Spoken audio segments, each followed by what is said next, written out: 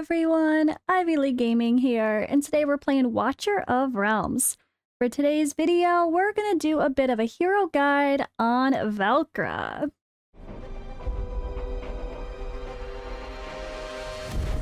The finest blood for the most untainted soul. So as you can see here, she's kind of destroying in the XP rate. I think she could solo this, honestly. It's pretty impressive and really fun to watch, so let me just let another one of these go. But Valkyra's range is crazy. She's just destroying. I really think she could solo this. It's so much fun. But I feel like Valkyra is one of those heroes that's a bit underrated, at least based on hearing other people talk about her when I first started, looking at other tier lists. I think she doesn't get the love she deserves. So for today's video, we're going to talk about her. I'm going to showcase the areas that I use her the most. And yeah, we're going to give Valkyra some love. So let's play her little cinematic first. We kind of have to do that. And yeah, honestly, I pulled Valkyra, I don't know, a couple weeks in, I think it was. And from starting to play, I definitely heard a bit of mixed reviews as far as people's opinions of her about being excited or not so excited when they pulled her. I think when it comes to fighters, people really want the ones that are super strong for guild boss, like Salazar and Zillitu and Abomination. And yes, she comes after them as far as that ranking goes, but that doesn't mean she's bad, and it doesn't mean she doesn't have some really amazing roles and still a really great hero. I absolutely love her, and I even got a dupe of her, and I'm going to talk about the Awakenings because getting a dupe Valkyra is something you should be excited about. For sure. So here is my Valkyra. Now again, guys, don't judge my builds. I am not super cracking. I don't grind out hundreds and hundreds and hundreds of gear raids constantly to get perfect gear. I just don't, not yet. I'm working on it, but maybe once I get to those level 19s, I'll start pushing that a bit more. But we are working with Valkyra in a AoE damage set. I gave her crit rate, crit damage, and attack bonus. This is far from perfect, and honestly, I would love to get a different piece on her, but well, my comment has the perfect one to put on this set, and I give him a little bit more priority, which is also why he does a bit better in Guild Boss. He's got some of my better gear, so he kind of kicks the butt of some of my single target heroes and fighters. I do have her in just kind of one of my better options here for this set, although now that we have more of this set floating around, attack percentage 25 for the set bonus, I'm probably going to try to swap her to that. So my attack plus here is not great. You want to be looking for like double your base attack, and let's be honest, it's not good enough. I'm probably being a little bit risky here by doing crit damage, but you know, this is again because I had some of my other gear, you know, mixed around, and I did want to go with this AoE damage set. I found it to be pretty successful.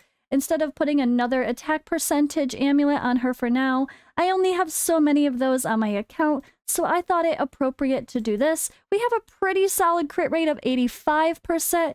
Ideally, you want like 90 to 100, but you can use some artifacts to get that as well. I could use this one instead for the sake of reliability, giving her a bit more crit rate. I think that one would be very strong for Valkyra as well, but this crit damage here is just fine if you're building her for crit rate. Now, depending on your roster, if you're using her in Guild Boss and you have a Salazar in your team, she could be someone else that you throw in a Scarlet Hunt as well, just to increase damage to targets under bleeding. But remember that the only way you're going to benefit from this is if you actually have a bleeding hero like Salazar or Komodo for your team. When it comes to her skills, let's talk about this and why I have what I have. Oh, I can finally do the upgrade. Let's see if we get lucky, guys. Let's see if we get lucky. Come on. Come on, do it for this recording. Come on, as it loads really slowly. Come on, give me that 5. Oh! So much for streamer luck. We're hoping for that extra level 5 here. Or even honestly, her passive is pretty nice. So Valkyra's stats, let's take a look. Let me go out of the upgrade menu. Her ultimate increases caster damage by 45% for 25 seconds. If the caster is shielded during the time, will consume the shield immediately and increase attack range by 1 and attack speed by 100, meanwhile increasing damage up to 100% based on the strength of shield consumed. So having her in a team with like Vortex doing the extra shielding, or if you have another healer with the artifact that converts extra healing to shields as well, that's just going to be great. Or just any other shielding heroes that are there for support. She definitely pairs well with them, and she's going to benefit a lot by increasing her range and her attack speed, and damage. It's just crazy. It's such a really good boost.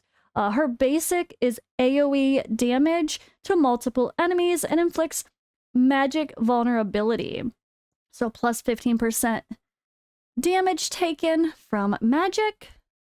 And then we have her auto Swords of Victory, increases attack by 4% for every 16 seconds, up to 8 times. And the effect lasts permanently.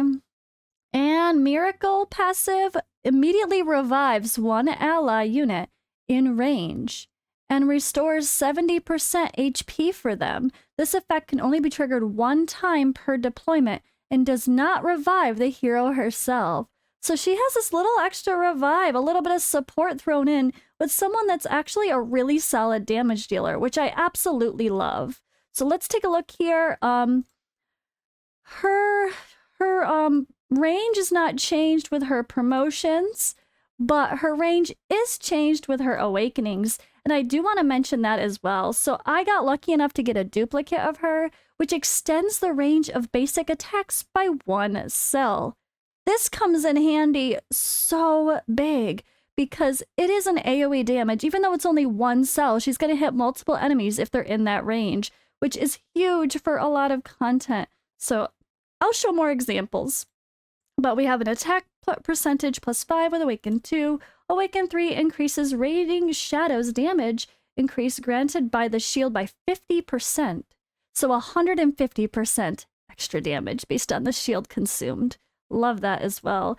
Crit rate on her Awaken 4 and her Awaken 5. Allies revived by Miracle gain a Divine Blessing and enjoy a damage increase lasting 10 seconds, which is a plus 100% damage increase, like an increased attack buff. So I love Valkyra. With or without her extra Awaken 1, she's still very strong. So I think that kind of covers it. I really think for gear, you can't go wrong with any of the main solid attack-based sets, but I do like the AoE damage increase for her because all of her stuff is based on AoE damage, including her basic attack. So that's just my thought process there, and it's been working pretty well. So Valkyra was definitely key for the promotion raid here behind me, Extreme 2. I don't think I could have done this without her and that wonderful range she gives. So let me just play an auto fight so you could see what I've done last. I probably have improved my character since doing this, but this was a hard one. This was one of my last ones I did for sake of promotion raids. But see, she's up there and she's gonna shoot across the whole damn map.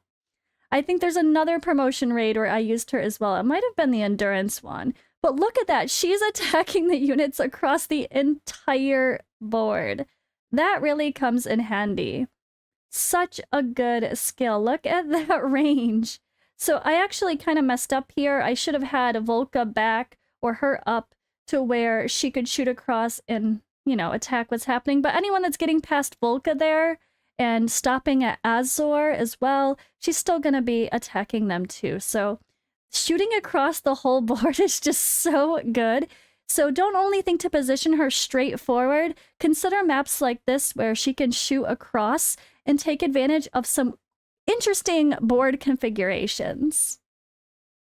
And at the end here, I even take her out, wait for the timer to come back, because I was just slowly beating down these last 2 guys. I take out Volka, wait for her to be ready, place her in, and then she could shoot across and attack those from the other direction. So don't forget, you can recall and then redeploy some heroes. Once you're at the end of a board, there's only a couple people left to kill. What are you waiting for, right? And of course, she was the queen of the melee run here. Like, this is even with having other great heroes in the mix like Wrath and Demos and Volka, but for this specifically, just the fact that she has such good range is just huge and really, really helps her to shine. The Insignia of Endurance was one of my hardest boards by far. I was thinking it was the last one. No, it was this one. This is the last one I did to get Extreme 2, and I struggled. It took me some planning. So let me go ahead and show this one as well. Just another great place where Volka shines. Volka. No, I said Volka. Valkyra. If I accidentally said Volka any other times, guys, I apologize. Too many similar names. So this is a very hard board. You have to stop them from coming or kill them before they get there. But here, this is going to come in handy again big time. So Valkyra is at the end there, ready to shoot across and protect that other portal. But because of that Awaken 1, she actually can stretch far enough to be able to hit in front of Baron as well, taking some of the heat off of him. And that was my number one thing that got me to push past this board when I couldn't. I had her facing forward or down next to the portals facing straight up instead of sideways. And I was really struggling because no matter what I did, it seemed like either the other side would be screwed if I didn't like put someone good like Comet over there. But even Baron, as wonderful as he is, if he had too many enemies on him, he was getting, you know, broken through, and they would one would pass him, two would pass him, and then I couldn't 3-star it. So Valkyra was the key, just giving some extra damage all the way across, helping her, preventing enemies on her own lane, and helping to take some heat off of Baron and killing enemies over there was just really big. Now, I'm finally working on my mages, like getting Ajax, which was amazing, so I'll probably be able to push to stage 18, but for now, let me just show you my last run. I haven't tried in a bit to push to stage 18, honestly. I'm going to show you guys my stage 17 push, and where Valkyra really helps. If I don't close it. Alright, so coming in here, we are going to do the obvious, but she was my second unit place. Look at, you place her behind the wall. She's got a massive range in front of her. You can place her to where Dolores can also affect her too. I'm not sure if I think I did okay. I think she's affected, Dolores is affecting her. But yeah, Dolores can boost Comet and Valkyra, and Valkyra can be safe behind the wall until it's done. And she's doing AoE damage, she's doing a ton of damage, and her range is so good, she's starting to attack people long before they even get to the wall. Just another example of where she's very good. And it makes me want to try a few more fighters that have AoE damage, even maybe not quite as good of a range as her, but I really think her kit lends itself well, specifically to GR1, where she can hide out behind the wall, at least until that's first broken down, if it is anyway. And she can just destroy. It's a lot of fun, and I think it's a really good role for her. She's just so good here. So good here. I'm curious about the damage. Ooh, hello, hello. Of course, look at her almost keeping up with Comet. So good. Look at that. Who needs all the... Bruh, my Ajax, 2 million. Zealous, Iona, who needs them? Who needs them? We have Valkyra and Comet. Oh my goodness. Of course, they were the ones I placed first, so that makes sense too. But still, it just shows how good she actually is for Gear Raid 1. I love her. She's a really great hero, and I just want to reiterate, guys, if you pull her, do not be disappointed that it's, oh my god, it's not Salazar. Maybe she's not going to be your best hero for sake of guild boss, but she can do a couple mil. She's fine. She could hang until you get proper guild boss gear, like kind of oriented heroes to replace her. But in the meantime, I mean, she's just great for so many other areas of the game that she's absolutely one of my favorite heroes on my account. So hope this was helpful, guys. I really love her. So before we end the video, let's go ahead and take a look at what my bucket has to say. I always love referencing his tier list. It's such a nice tool. And I have to be honest, he's one of those I think underrates Valkyra, especially in areas like Guild Raid 1. So she's way down here, right? Worse than Volca. I mean, Volca adds some interesting utility with the healing allies. But Arakja, okay.